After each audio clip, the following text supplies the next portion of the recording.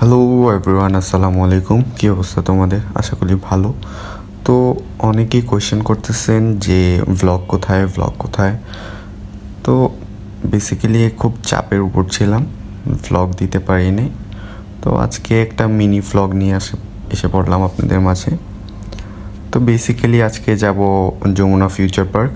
দেখেন, সাথে নিয়ে নিছি আমার ভাইকে। ভাই ঘুমাইতেছে, কি করব আর, ঘুমাক। আর আমি ভ্লগের ক্লিপ নিচ্ছি।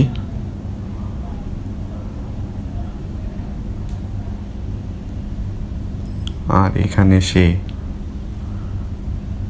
সে এখনো ঘুমাচ্ছে, কি করার আর।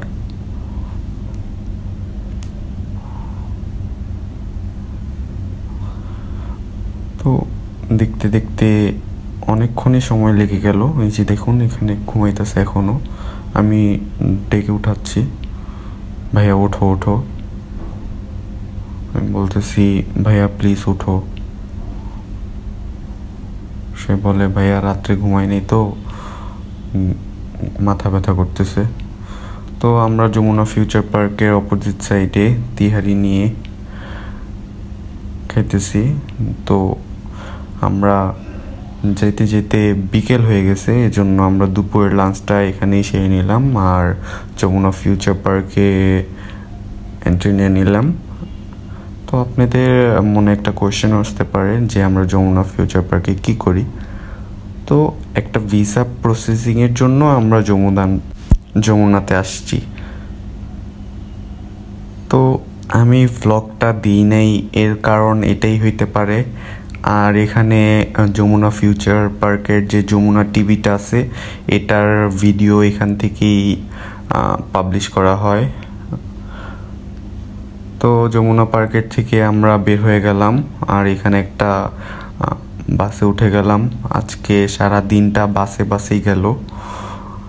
আর ঢাকা শহর অনেক প্রচণ্ড পরিমাণ জ্যাম, যেরকম নারায়ণগঞ্জ শহরটা জ্যাম, চাষারা, খানপুর, এগুলো জ্যাম লেগেই থাকে। ঢাকা শহর এটার বেশি জ্যাম আমি দেখলাম, ঢাকা শহর বেশি।